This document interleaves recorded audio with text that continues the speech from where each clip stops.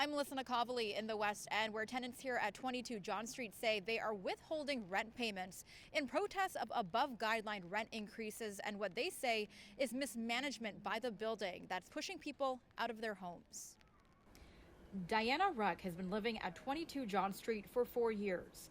She says she's seen her neighbors' rent increase in varying amounts, some at 2.5%, some as high as 10%. It's not equal at any means. It's just being picked and choose for different tenants for some reason.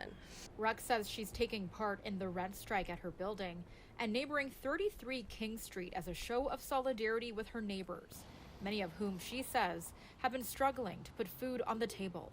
It hurts me because they're part of my community, right? And I don't like to see anyone suffer like that. The Ontario guideline states landlords of a rent-controlled building are only allowed to increase rent for most existing tenants based on the province's annual rent increase for inflation, which is set to 2.5% for 2023. Ontario is also capping rent in 2024 to the same amount.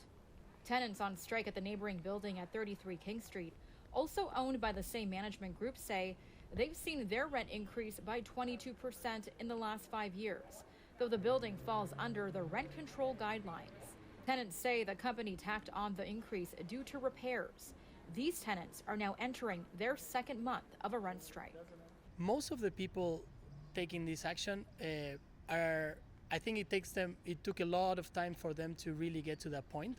They don't take a decision lightly. People want to pay rent, on time. There's a lot of sense of responsibility, but they really put into this situation where do I have to pick between feeding my family, between being able to have a minimal survival or having to pay my rent in these conditions. I think that just shows you the crisis that we're in for a lot of these tenants making that decision. I reached out to the corporate landlord Dream Unlimited. In regards to 33 King Street, they say, in part, "We have made numerous efforts to meet with tenants one-on-one to develop individual payment plans, as we understand the challenges that come with rent increases. To date, only 24 of the 239 residents have requested assistance." In regards to 22 John, the company says in part, "We understand that affordability is a concern for many individuals and families. We have strived to keep the lease rates at West 22 significantly lower than the market value. Even with recent increases, rents at West 22 are still 30% below market standards."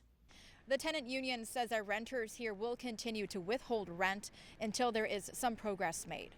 Melissa Nakhavoly, City News.